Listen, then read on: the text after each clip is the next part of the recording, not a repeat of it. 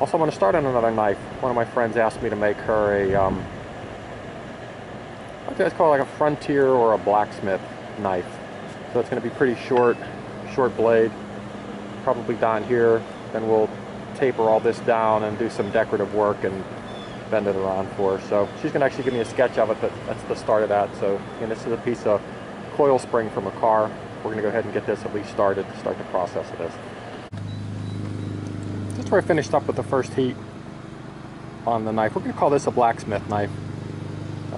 Now that I know what this is. So blacksmith knife, set this down, come down to about here, then it'll come back up from here. The whole thing will just get drawn down, bent down, and then tapered in. Of course, heat treated and sharpened and stuff.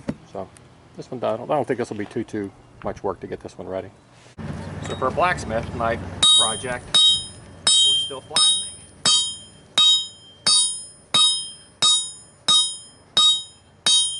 Just keep beating. So with blacksmith, it's pretty artistic. Yeah, it's a lot of beating, but this will all be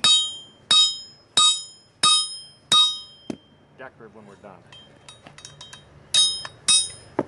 This will be about the length of the blade, and we're going to draw this all out, make a nice curved handle for it.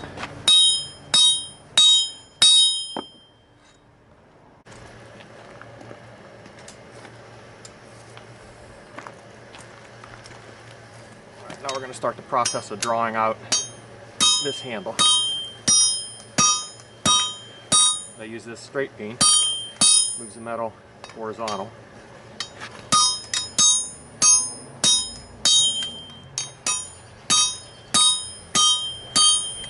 See why they had apprentices back then. They're very hard to do by yourself.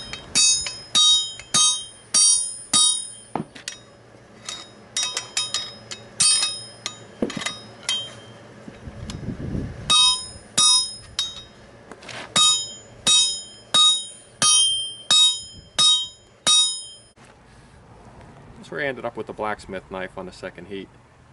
Again, this is all from a piece of, I would call it 5160 spring steel. But that steel is flattened, and you can see difficult to straighten out, but you want to, so I give these guys a lot of credit who've done this for years. So you want to straighten it, then we'll taper this down and kind of make a curl handle, and that's more of a decorative blacksmith knife, although it'll be functional when we're done with it. So not too bad. A little more work to do on this one, a little more work on, we'll Now we're going to continue to draw this out. See, I'm using a straight beam hammer. This is only going to move metal axially.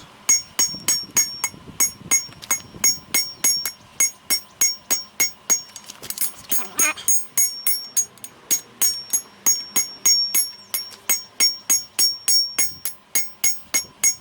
When we're done, we'll finish this side. And we'll flare this out and then wrap the handle. Alright, we continue. Draw this out.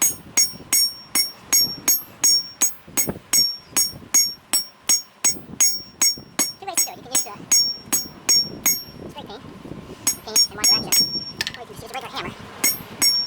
Switch off 90 degrees. Either one works. Alright, so here's where I ended up on the third or fourth heat. I'm not actually sure. But I put the blade, move down a little more this way, got the tip pretty much completed.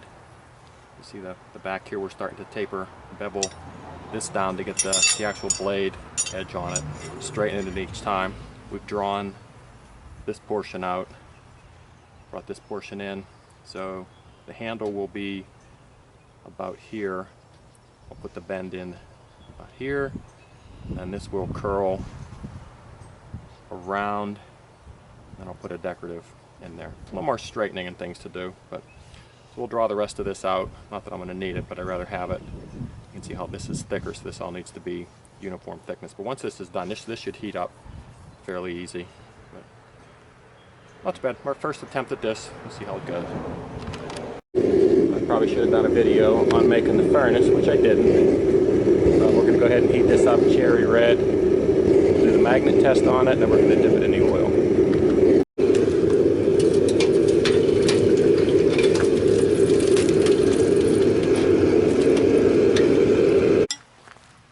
Alright, so there's the finished tempered knife. We're going to do the file skirts right across it, right across the back. I left this softer so you can actually hear the difference. I want this to be not as tempered. I want this to be able to move and to flex a little bit.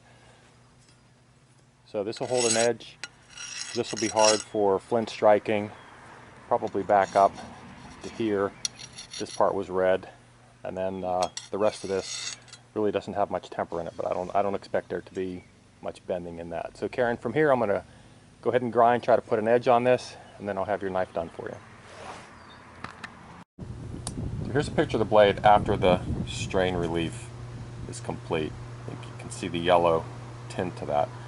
So I put this in a toaster oven for about an hour at 400 degrees. What that does is it just kind of relaxes the metal, kind of aligns the grains, or the heat treating when you quench it, when you dip it in the oil, when it's red hot, it just really tightens everything up. This kind of is like a stress reliever. So that's a completed knife. Thanks for watching.